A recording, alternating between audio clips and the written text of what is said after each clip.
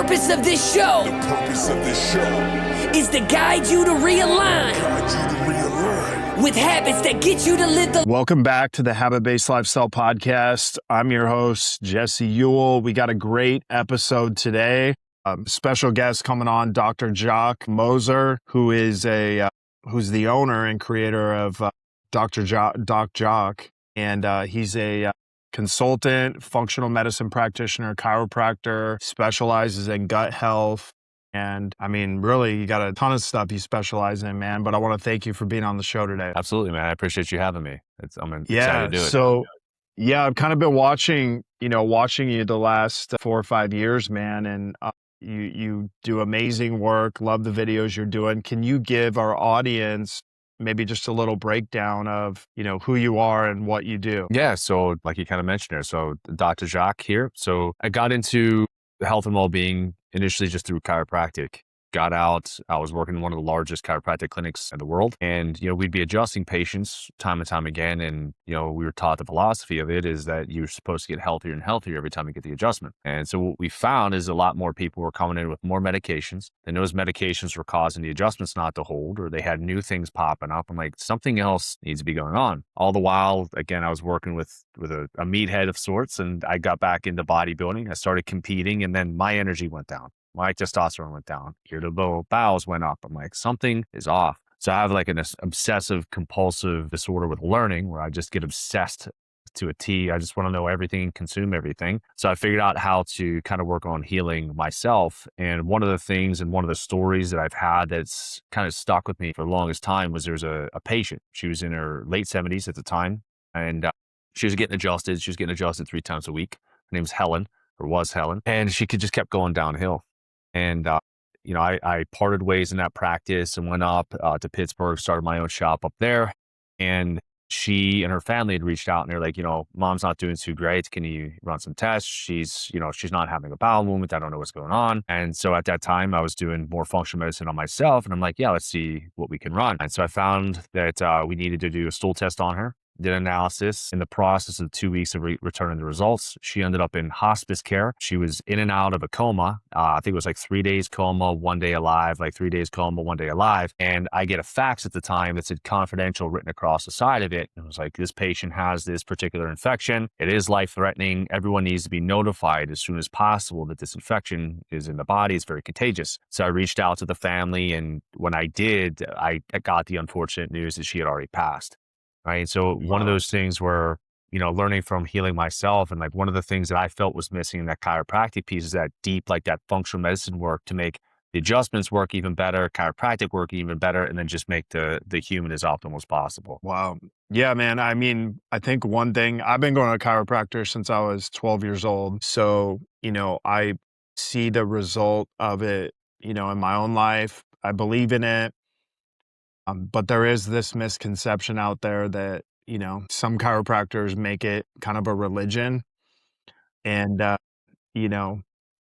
see guys like yourself who are like, hey, I think it's a very foundational thing, but it's not the only thing. Like there needs to be some other stuff on it. And I can kind of appreciate, man, where you come from, just saying that is like, hey, I was adjusting this person 3 days a week. They weren't getting better. You didn't stop there. You're like, hey, I want to find out like what's the real, like deeper issue going on and like really try to solve that. So can you speak a little bit just about, because like, you're not, I would say you're not a traditional chiropractor in the sense that it's like you can only do these 7 adjustments, or, you're not a real chiropractor. I hear that all the time. Can you kind of like speak into that a little bit? Yeah. One of the things that I love chiropractic, but I have like a love-hate relationship with it. And one of the things that frustrates me a lot is like, there's no like expectation per se, like when you go and see a chiropractor, right? If one chiropractor practices the same technique as 10 others, you can still have 10 different adjustments, 10 different analysis, 10 different methodologies, and then they all stack up. So patients don't know exactly what they're going to get. And the flying 7 is what I grew up on, is just like the wham, bam, thank you, ma'am, collect the insurance money and move out with it. So yeah,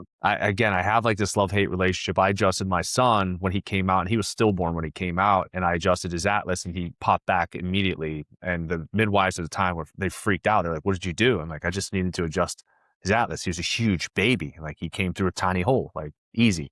So there's like the power of the adjustment for sure. And I still adjust my family, but I do think that missing piece, we're living in more of a toxic world than we ever really have, right? We were just talking about water, before we even started this. Like our water is contaminated. We have pharmaceuticals in it, our air contaminated, there's metals in it, like our food is genetically modified. So if we just think that chiropractic is going to be the be all end all, or what they say is set it and forget it, Yeah. you're only going to get so far. And then you have a lot of people who get frustrated, and then like we talked about, they end up on more medications and then they end up sicker. So it's just a little bit different with how I approach the body as a whole. And I'm obsessed. I want to know the whys. Why is that not working? And I'm like childlike curiosity whenever it comes to working with my patients. Yeah. Yeah. No, I mean, I was a trainer for 22 years. So, there's CrossFit, there's functional training, there's bodybuilding, there's so many different methodologies. I really believe that you can learn from all of them. You can take what's good from them,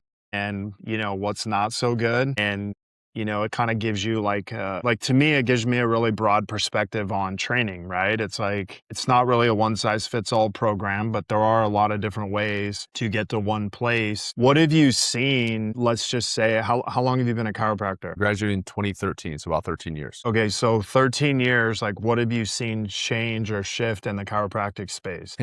A lot of people doing what I did, which is getting the doctorate in chiropractic and then using our NPI number to get more into the functional medicine. I just had a guy in New York shut down his chiropractic to do more of this because more of this is needed. So I'm finding a lot of frustration, I think, within the profession. And I don't know if it's all, because of feeling what I felt when I was like heavy into it, seeing thousands of patients a week. But I see a lot more people making these pivots because it makes a bigger impact for people as a whole, in my opinion. Yeah, I think the biggest thing I've seen since probably 2020 and 2021 is more chiropractors kind of stepping into having a bigger responsibility of feeling like, hey, people are looking for different answers now, and I want to be able to give that to them. And I think that's probably the biggest thing I've seen change is like people are now coming to you guys looking for more answers versus maybe like 6 or 7 years ago, they would maybe just come in for an adjustment. Now they're like, hey, I want to know, what's going on with my body and like why it's not working, right? Yeah, it's a lot more of like they're coming to us more for like a second opinion instead of going to like another like medical doctor coming to us and saying, hey, what do you think? Yeah. And I think to me, that's really where I see the industry. If somebody's willing to kind of step out of the norm, that's where I really see you guys stepping into that. And I think it's pretty cool that the guys that are really like kind of like blazing that trail, and that's what's cool about it. So, all right. So you had your own chiropractic clinic. Like, when did you make that transition into kind of like what you're doing now? So I opened, so 2016 was when I opened my clinic in Pittsburgh, and I was always kind of sprinkling in the functional medicine, went real heavy into it. I'd probably say like 2017 when I started learning a lot more. So from there to what I fully do, like 2020, we were in Pittsburgh at the time. So 2020 hit hard with COVID and everything. And we're like, you know what? I want to be in a healthier city. And I love Pittsburgh to death. I'm not talking bad about Pittsburgh. It's where I was born and raised, right? It has a place in my heart. But y'all aren't healthy out there at all, right? If I order a salad and I get 10 pounds of cheese and some fries on it, that's not what I want. That's not nourishment to my body. So I moved out to Phoenix in 2020. So we've been out here fully virtual for about 6 years now. I'll still do like mobile adjusting. I'll adjust, just went back to Ohio, did a talk out there and adjusted out there. But the primary focus of what I do now is just meet with people all across the world, even, and just try to help them to optimize their overall health. That's cool. And I know we've chatted a little bit, just on peptides, different stuff like that. When did you kind of start bringing that into what you're doing now? And obviously, it's gained a ton of popularity in the last few years, especially, but like, when did you first kind of get into them? Yeah. So I found out about peptides. This was back when I was down in Houston, and I saw what peptides could do for bodybuilding. There's a girl, she's in great shape, and then she like disappeared for like 6 months, came back looking like the Incredible Hulk. And we were like, what the heck were you doing? She's like, oh, my chiro got me some peptides. I've been taking XYZ. And at the time, Yeah. that gave me like a negative stigma. Like her voice dropped. I'm like, what happened? Like you were fine before. Now, like you just, that's too much. Right? In my opinion, it's too much. I'm like, what in the world? So I just put it on the side burner. But that was like when I first discovered it was probably back in, I'd say like 2014 or so. Okay.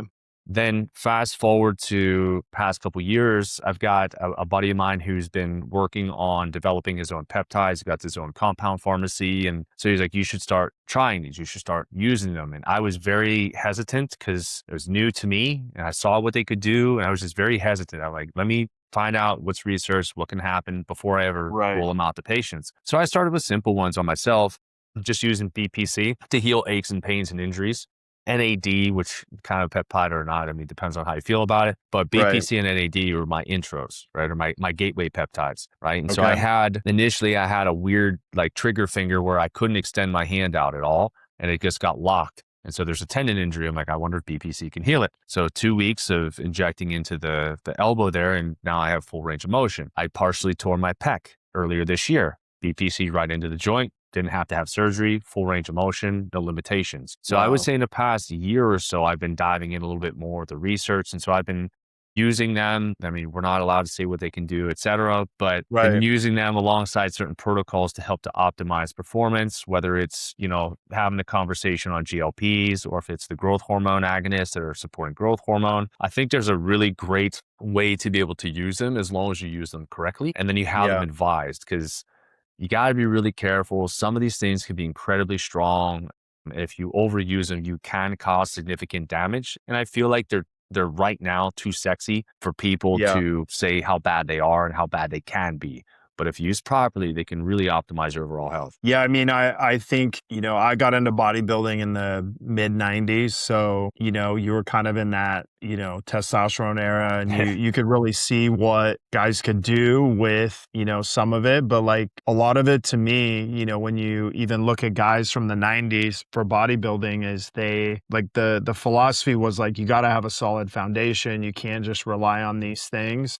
And you can see a completely different look from guys in the 90s, early 2000s to guys today. Yeah. Minus a couple guys, like I think Phil Heath was kind of an anomaly and a couple other guys. But like a lot of the guys today, they look weird compared to a guy, you know, back then. But you know, what I see a lot of times, like you mentioned, is like, hey, if you don't have strong foundational principles and these lifestyle things, you can't stack a bunch of peptides on top of it and expect to have, you know, these changes. But like, what are the things that you're seeing that you need to have in place before you ever start thinking about adding peptides and thinking it's going to be some type of miracle? Yeah. And I'm glad you mentioned that too, because a lot of people will come to me like, hey, I've tried peptides and they haven't worked. And I'm like, well, have you started foundationally? Did you work on diet? Are you moving your body? How's your sleep? Right. So when we talk about optimization, overall human performance, I like to throw it into like three main categories. So you've got the GI system. So is your gut working? Right. For every meal that you have, you should have one bowel movement to go with it. So 3 meals a day, 3 bowel movements a day. Any less than that, you're clinically considered constipated. So you may want to start there. Could be, I need more fiber, could be some enzymes, could have some infections in there, but is your gut good? Right. Then we go to the neuroendocrine. So adrenals and hormones.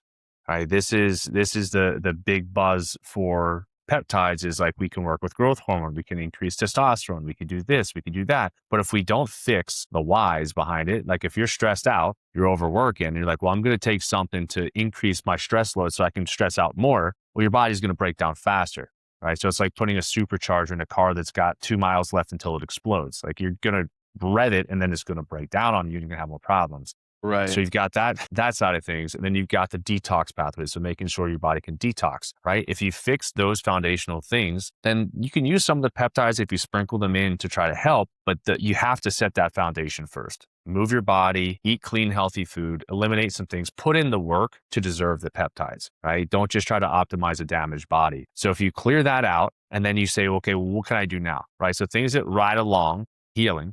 Right, so the BPCs, you can do oral, right? If you have a problem with your gut, right? We use BPC oftentimes with like ulcerative colitis, Crohn's disease, blood mucus, things like that in the stool. Oral BPC, KPV can be very beneficial for overall GI inflammation. calms it down really, really well. Okay. If we're talking about stress, some people use Selank or Selank, however you want to pronounce it. Selank and C-Max are two of the two like nootropics, get the brain anxieties down, calm your body down. Right. Detox pathways. I mean, you could do like glutathione, like I was saying. Glutathione is not really like a peptide, but you can use glutathione to help influence those things, right? And then overall sleep, you can use things like DSIP, delta sleep inducing peptide, to help to decrease, sleep aversion, so you can sleep a little bit better. So if you put them in on a body that's doing really well, then you optimize, you hit the throttle so much faster, and then you get the bang for your buck, because they're not always cheap either, right? And you want to make sure you put in the work to be able to deserve them, in my opinion. Yeah, for sure. I mean, I agree with, everything that you're saying is like, hey man, you have to you got to understand how the body works. If, you want it to work. I always say like, look, if you had a Ferrari in your driveway, you wouldn't go out to your Ferrari and put a brick on the gas pedal and just sit in it and stare out the window. Like eventually something's going to break. Yeah. And the part of the Ferrari, people want to go out and drive it, but if you never make it out of your driveway, you can't do that, right? And I think sometimes when it comes to peptides, that's what people are doing, and it's like, well, they're not realizing that hey, there are actually experts who are going to work with your gut health, are going to work with your optimizing your hormones and optimizing your sleep and your gut health and all these other things. And that's kind of what I see is the oversaturation of the whole space is everybody's talking about what peptide does what, but they're not talking about what system they're actually working on. And, it's kind of crazy. I've been using them since 2016. I got my hands on BPC back then and used that off and on for a few years. And 2020, I started kind of getting into, more, but it's crazy how many people access right now is at an all-time high. Who knows if that's going to change on Friday or not. I'll probably ask you some questions about, what do you see? What do you see actually on Friday? What do you see as the changes that's going to be made, or what are you projecting to see? So I feel like there's a lot of fear. There's a lot of fear behind what these things could potentially do.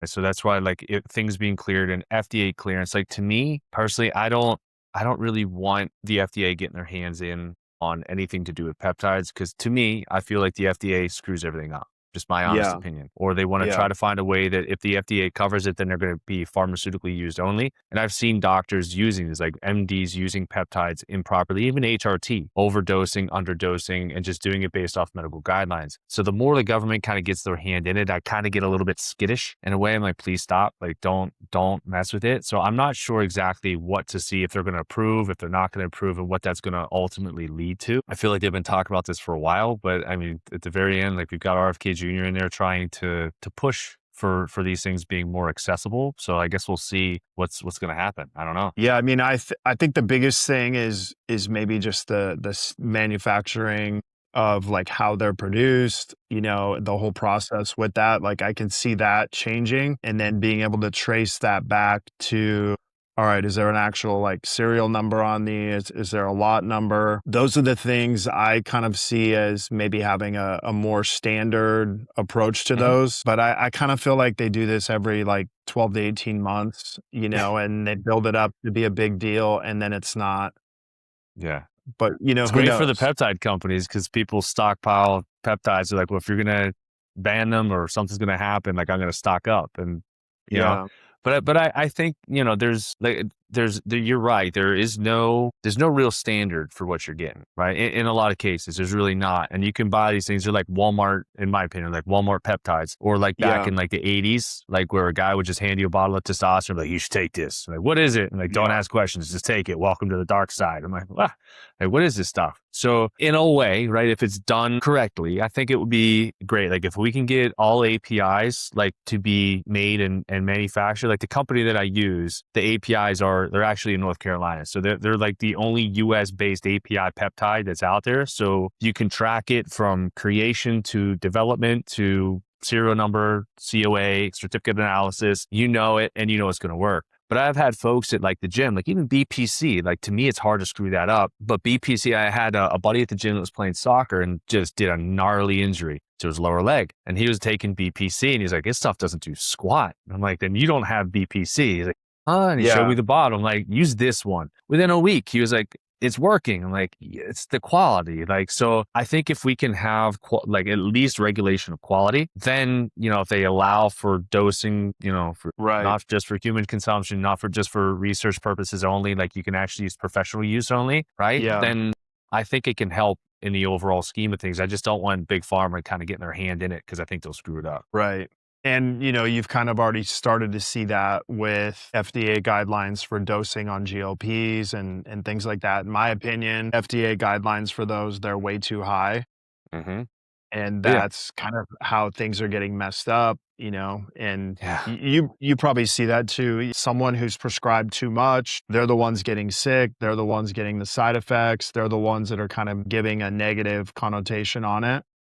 Yeah. And it is frustrating because if you're on the other side of it, you see a lot of the benefits of people doing it correctly, not having to take such a high dose and like what it can ultimately help them with. Say someone's out there, maybe they're buying, you know, research use only, whatever, compounded. Like what are the things that people really need to look for when they're going through this process, in like your opinion? Yeah, I mean, that's honestly, it's a tough question because a lot of the good quality you can't just buy over the counter. I know we're in a process, like the company I'm working with, they're in a process of building like B2C, so business to consumer, that they could purchase. And that's going to be North Star Molecules is that company, the US based API. So that's going to be in the works. So I would try to search there. There are like Peptide Sciences. I think they're shut down now. I know they got in trouble last year. Yeah. I would be cautious to buy from websites that they're either really, really, really cheap. Okay. And then I do know people, like I've had people tell me there's a guy who literally sells them out of their garage, but they're really cheap.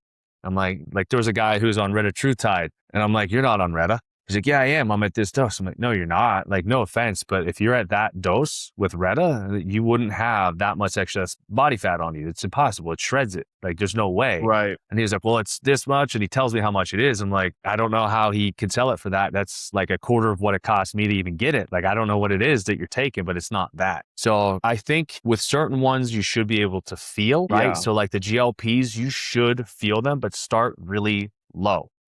Okay, low and slow. I have people microdosing, and we don't know what a microdose is until we put it into their body. And sometimes that's all they need. And I've had people drop 20 pounds in a few months just at like a teeny tiny itty bitty dose, like for Retta, like doing, I think it's like 0.5 milligrams a week is all we were doing, which is a tiny dose. And they're dropping the weight. So why would you need to go up higher? So watch for overly cheap, watch for people over prescribing med spas, like some of them may be good. Med spas are like my worst enemy with peptides because they have a process of going up every 2 weeks, no matter what. I'm not dropping weight, go up two more, another 2 weeks at this dose, but their guts are just wrecked. I had my uncle, he's actually in Texas. He couldn't make it to my grandma's 100th birthday because he was on too high of a dose of tirzepatide, and he passed out, smashed his face off a sink, and he's been having explosive diarrhea for like 6 months, dropped 60 pounds, and his doc's like, we'll just keep you on that one. I'm like, what are you guys doing? So I know I got sidetracked, but from a quality standpoint, make sure it's a reputable site. And if you want to ask Jesse, or if you want to reach out to me, I'll help you. If you want to ask, like find me on Instagram, super active there. I'll guide you right in the right direction if you need to. But if it's too cheap, too high a dose, right, then I'd be very cautious with where you're getting them from. Yeah, I mean, so really kind of like what I hear you say is like, number one, source matters. Number two, dosing matters. And then I think number three, whoever or however you're getting them, you should have some type of professional, helping you kind of look at your blood work, look at your goals, and make sure that whatever you're taking is actually lining up with what you want. Because, ultimately, man, like you can hand a bunch of people a gun and then you can blame the gun or the person like shooting it, right? And ultimately, I think a lot of times we like to blame the gun, but it's like, well, what about the operator? And like, is he getting trained properly on that? And that's really the way I think about peptides is like, they're typically only going to work as well as the operator and whoever's like helping assist that. But it's kind of the Wild West right now with all of those. So we'll talk a little bit about GLPs because those are obviously popular now. What are important things that you need to make sure you're doing if you're taking GLPs, besides obviously, starting lower on your dose and kind of working your way up if you need to? But like, I know there's other support systems with that can take a smaller dose and really help somebody get better results. Yeah. So if you're jumping right to the GLPs, right, assumably you've done a little bit of research on how to eat, making sure you're eating healthy, right, and not using the GLPs as an excuse to continue to eat McDonald's daily, right? Yeah. So remembering what GLPs most negative impact is going to be is on the stomach, right? So things that I like to give patients to work with would be some sort of a digestive enzyme to make sure that we're protecting digestive ability, right? And that'll also help with overall absorption of vitamins, minerals, nutrients. Okay. And then there's a product, it's designed for H. pylori, which is a stomach infection, but there's two products in particular. It's Gastromend HP from Designs for Health, and then Pylori Stat from Nutridyne. Those two are like my sensitive stomach buffers. There's DGL in there, right? There's one of them has slippery elm. There's another one, a marshmallow root in there too. Something that soothes and coats and makes sure that the gut is really good. Okay. On top of that, right? So taking the GLPs in a low dose, make sure that you're eliminating the bowels. So make sure you have proper fiber intake too. So shoot for 20 grams for women, men, like 35, 40 grams of fiber per day. Okay, that should be your goal, right? And then on top of that, something I found just in doing blood work, protect the kidneys. Okay, a lot of times we'll drop in on those electrolytes. Our electrolytes will drop. It'll be more difficult for our kidneys to function appropriately, and energy will drop too. So those are usually some of the things that I'll sprinkle in to protect from the side effects, as well as increase overall, success with the GLPs. Yeah, no, those are great, man. I think, the biggest thing I have noticed from taking GLPs is dehydration. And I'm a big water drinker, so like, I think a lot of times it's like I'm drinking a gallon a day, but like, if you're not feeling hydrated, it doesn't matter if you drink 2 gallons a day. The point is you're still you can still be dehydrated. So I agree 100% with, all the points you're making. Let's talk a little bit about, so you mentioned you've tried, obviously BPC, NAD. You talked a little bit about glutathione, which I actually think personally, in my experience, is one of the better ones to include with GLPs, especially somebody trying to lose, fat and, if they're obese. But what are some of the other peptides maybe you've tried or that you've seen really good results from? Yeah. So SS31 is a great one. So SS31 is going to help. Think of it, SS31 as going in and cleaning out the mitochondria. So making sure it's nice and healthy, nice and neat, and doing it in the proper order too is really good. So SS31 clears the debris out, and then MOTS like recharges or supercharges your cells. If you do it inversely, the MOTS doesn't work as well. A lot of people are like, I don't really notice much of a difference. SS31 is amazing. It's really, really good. And then you throw the MOTS in afterwards after you do a little round of it, and it's great. So those are the two that I've used for like the mitochondrial function. Okay. Then you've got CMAX and Solank. I was currently doing I placebo it. So I'll put it in random days. I'm like, how do I feel today? Right. Energy went up a little too high for me, so I couldn't sleep at night, which it's fine, right? So decrease the dose down on that. Those helped me get a lot of work done. Multitasking really, really well, very efficiently. And to me, there were no side effects of it. The only side effect I would say is I was busy, so I didn't eat as much. Not because I didn't have an appetite, but I was like in the zone. I was in that flow state. Right. So it worked really well. I've used DSIP, so Delta Sleep Inducing Peptide. I think it's a great one. I've tracked it on my Garmin watch too and saw an actual tangible improvement in my sleep quality and then depth of sleep. So I wasn't having so many like restless movements at night. I was out. Works really, really well. I've used IGF LR3. That one's a big boy. Have you used that one, Jesse? No, I've never used that. It's fun. I use it because people were asking about it. And I was like, I'm going to put it in my body and see what happens. It's nuts. It's one of the stronger growth hormone agonists. So it'll push your growth hormone more. You'll take it pre-workout. But if you take it pre-workout, you will notice the effect within 30 minutes of taking it. It's unreal. Wow. Your pump will be better than you've ever had. You'll be super strong. Have to be careful with the joints though, because your muscle will grow quite a bit. So it'll put more tension on the tendons. So make sure you do good stretching and just good form too when you're in the gym. Then I've done copper peptide, so GHKCU, because everyone said it stings when you take it. I'm like, I wonder what will happen. So I did a bottle of that, and my skin, I don't think I have skin issues. My skin looked pretty good and still looked pretty good. Right. So that worked well for me. I'm trying to think of these other ones I've done. I think those are I've done more. Yeah. Have you tried that? Tessa, I haven't tried Tessa myself. I've done Ipamorelin, and I've done a blend of Ipamorelin, IGF-LR3, and MOTS-C all in one before. That one worked really well. Like I tried Retta. Retta was good. Wasn't using it at all for weight loss, and I was bulking at the time. I was like 220 pounds. It felt great.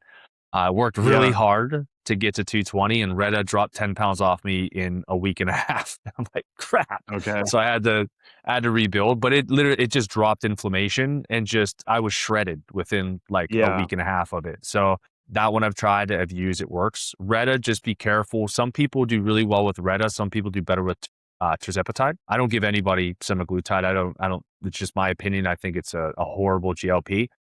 I agree. Retta will drop your glucose really quickly. So if you get exhausted immediately after, make sure you're eating food, because it's so strong, it'll drop your glucose down. You'll go hypoglycemic real quick. So it's not good to do that one before your workouts. But tirzepatide can kind of step in. It's not as effective as the retatrutide that way, but it'll still give you those desired results. I haven't tried tirzepatide myself. I'm trying to think of some of the other ones. I think that's probably Tessafenacin was another one. Okay. That one was insane. That was too much for me. I couldn't. That kind of revs your metabolism up, right? It kind of feels like ephedra a little bit. Yeah, it's pretty intense. That was another one where I couldn't sleep for like 5 days in a row, and I kept breaking the little tablet down into like quarters, and it still was way too much for my body to be able to handle. So for people who need that drive, or in a season where you're like, maybe you're addicted to Adderall, or even if you go harder to cocaine, Tessa would be a very similar feeling, I would imagine, to those guys. It was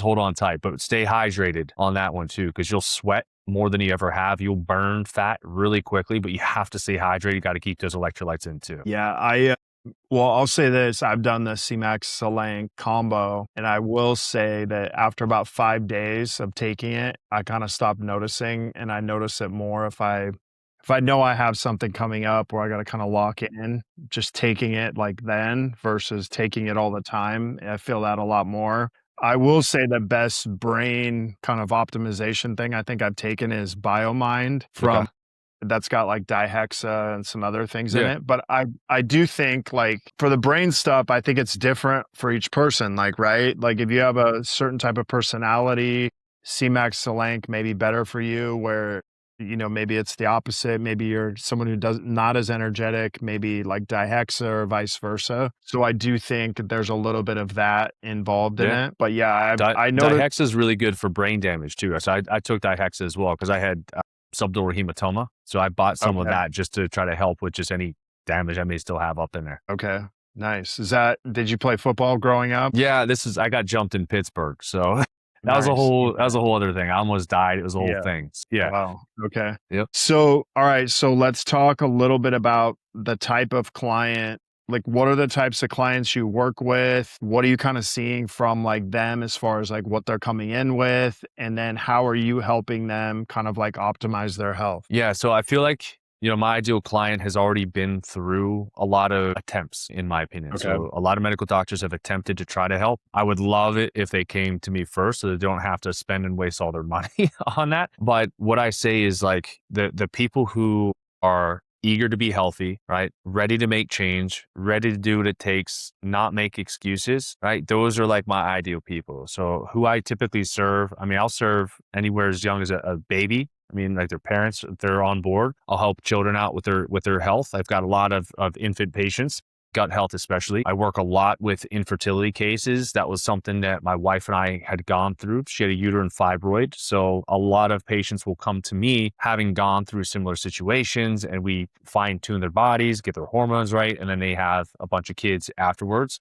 Demographically speaking, usually between the ages of like 30 to like 55 tends to be like when I see the most of my clients. But it's anybody honestly just trying to optimize. Man, I've got a 90-day transformation challenge. So we'll do like fitness goals, diet, exercise routine, hormonal optimization. We kind of stack it all in together in like a sprint. So that's usually like what I'll do and what I'll see in terms of my patients and clients. Nice. That's awesome, man. And what are you seeing now like patients come in now compared to maybe like back in 2016, 17? Are you seeing like better results? Or are you just seeing people that are like, hey, like they're way worse off when they walk in now than they were 10 years ago, and they're younger, way worse off, right?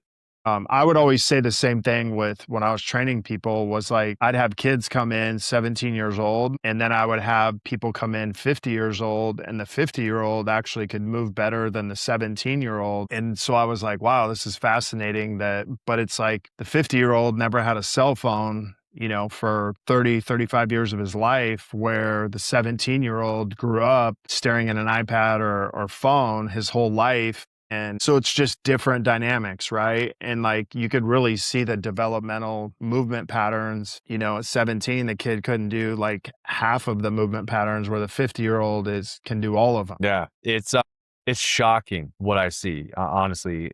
You are 100% right there, Jesse. Like the older generations actually tend to be much healthier than the younger, and the younger have so many things stacked against them, right? Yeah. They got to trudge through a lot more stuff. Right. I think of like the Rocky training, like when Rocky's going through the snow and he's like, it's like 4 feet deep and he's like trying to go through it. That's like how kids are growing up nowadays. And then they're distracted, right? So they're distracted all the time. And the lack of personal responsibility is plaguing the world, right? Yeah. I'm this way because of that. Well, that's fine. And yes, all of those things are out there, but you still get the right to choose what you eat. You can choose what you drink. You can choose what habits you want to do. You can choose how you wake up and when you sleep. So I'll have some patients that will come in, and the younger generations, like my nickname in high school was protein, because all I did was eat protein, like protein shake this, proteins all the time. There is a malnourishment that is happening at a much younger age, not just in like the quality of food and not the nutrients. I'm not talking about that, but people don't know what protein is anymore. And I'm like, well,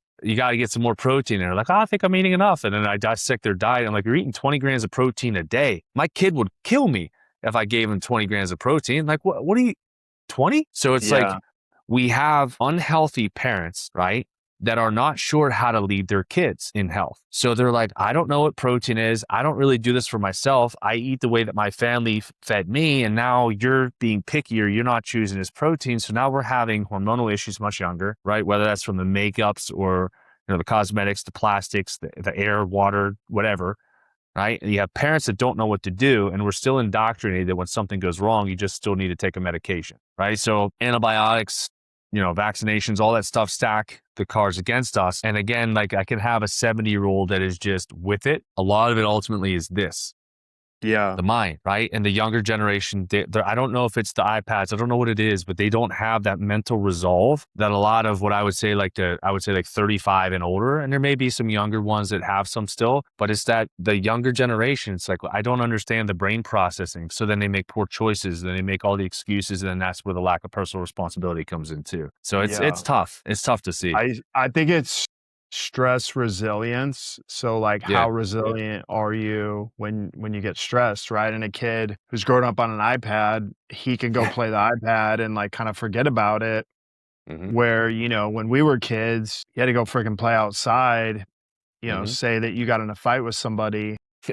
You just figured out how to like make it work. So like you said, hey, distractions are huge right now. I think people now can be like, all right, I'm not going to go play with my friends. I'm just going to go distract myself with an iPad or iPhone, where back in the day, you went and played on the playground. Maybe you got in a fight, you showed up the next day or, the next time, and like, it was like nothing ever happened and you just kept playing. And so I think that part of like the stress resilience is like, you just had to figure it out. Right. And nowadays kids, they don't have that resilience to figure things out the same way unless, their parents are obviously like trying to teach them and stuff like that. But that's a big part of kind of like what I see.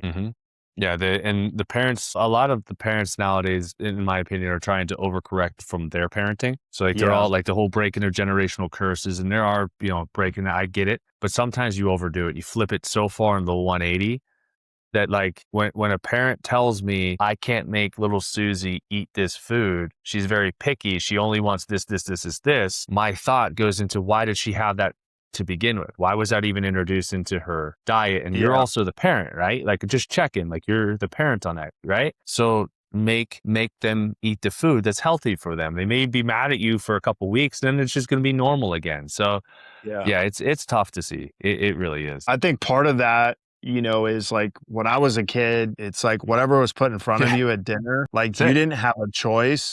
Like that's what you eat. Nowadays, it's kind of like everybody's eating something different. And, parents are like, oh, well, my kids won't eat this or that. And it's like, well, that's because you've trained them to eat that way. And you've been okay with them saying like, I don't like it. But like, if you go hungry a couple days because you're not eating dinner, you're going to figure out real quick that whatever's put in front of you, you probably need to eat. Yeah, exactly. I'm old school that way. Maybe young at heart, but I'm old school. Yeah. So, all right, we're going to go through a little bit of rapid fire All right. questions. So tell me like the number one habit that you've had that you feel like has impacted you the most. We'll go health first. Okay. So number one health habit, prioritization of sleep. Okay. Making sure I'm in bed by 10. Yeah. Okay. Then let's talk about business habit. Like what's been the number one business habit that's made the biggest impact on you and your business? Business habit would be not doing it all myself and having, a tribe of men, women, entrepreneurs that I can talk with when I'm going through something that maybe my wife might not understand, where I can hash out some of the details. So not burying yourself under, reaching out to others when you need help. Okay, cool. Good. And then favorite peptide for you personally? Man, favorite peptide. I'll probably get crap for it. The IGF-LR3. I think it's fun. Okay. Yeah. I haven't done that, but I've taken the real growth hormone, but I haven't touched that in about 20 some years. So yeah. Number one supplement you would recommend for most people that you've taken personally? Okay. That's a tough one. Can I do two? All right, do two. Okay. An enzyme. So any digestive enzyme, right? Because I think we all need support there. And then I like either GI Revive from Designs for Health or GI Restore from Nutridyne. Okay. So it's just kind of like a blanket. It helps everything kind of nice and happy and healthy. It's got a little protein in it. It's amino acids. It's a good blend. So tell me why digestive enzyme. Is this primarily because of the way our food's made up today or what? So from what I've seen in patient loads is that stress is at an all-time high. And so there's a direct suppression of stomach acid and inability to digest food, right? So if we can't digest the food and we put a 2,000 calorie diet in, we may not be extracting the 2,000 calories for ourselves. And then we can have undigested food that leads to gut inflammation, food sensitivities, leaky guts, all of that other stuff. So starting more upstream, digestion, make sure it's good, right? And then move down the stream from there. And that would be like a GI Restore. Okay, got it. All right. So last one. So you said sleep was like a big thing. Give me your top 3 things to like improve the quality of sleep you're having. Yeah. So, I like running tests, but if you don't want to run tests, a supplement that's really great. If you find yourself peaking or getting wired at night, phosphatidylserine or PS150, but phosserine will depress your cortisol, so bring it down, and then melatonin has a chance to come back up. So that's something that can help tremendously with getting to sleep. Magnesium supplementation can also be really good prior to bed as well. So that can help you to kind of calm down there too. And then if you're waking up at 1 o'clock, eat a little bit of food within an hour or so before bed because you could be going hypoglycemic. We see this a lot with GLPs. A little bit like an avocado pudding is a really good, add some protein in it, healthy fat, healthy protein. You won't wake up at 1 o'clock. And if you're waking up around 3 o'clock, that's going to be more your liver. So you may need some milk thistle or shashandra or something like that, some sort of like herbal tonic to help with the liver. You optimize those things and keep it consistent and you'll sleep great. Yeah, that's good, man. That's awesome. All right. So someone's listening to this. They want to know kind of like more about you, what you do. How do they get in touch with you? Yeah. So the easiest way would be find me on Instagram or even just docjock.com. You could book a call with me. It's a free call if you want. If you reach out on Instagram, I manage all of my DMs. So just find me there and I'll message back and forth. And if we need to get on a call, I'll send you a link to do it. So those are the 2 easiest places. Okay, cool. So if you guys are listening to this show, if you just go into the show notes, there'll be a direct link to Jock's Instagram or his website. So you can go in there also. Hey man, I want to thank you for being on the show today. It was great to kind of get to know you more about what you're doing and just really appreciate the work. Yeah, absolutely, man. Again, it was a pleasure being here. And I feel like it's been a long time coming for us doing this, which has been nice. Yeah, for sure. If you guys want to know more about what we're doing inside the habit-based lifestyle community, you can go ahead and go down in the show notes. You can join our private Facebook community of health professionals. There'd be a link, go ahead and check that out. If you have specific guests or someone you want to see on our next show, reach out to me personally, Jesse at habitbasedlifestyle.com. Until next episode, have a great day. Live the life you've always dreamed of. This is the Habit-Based Lifestyle Podcast with Jesse Ewell.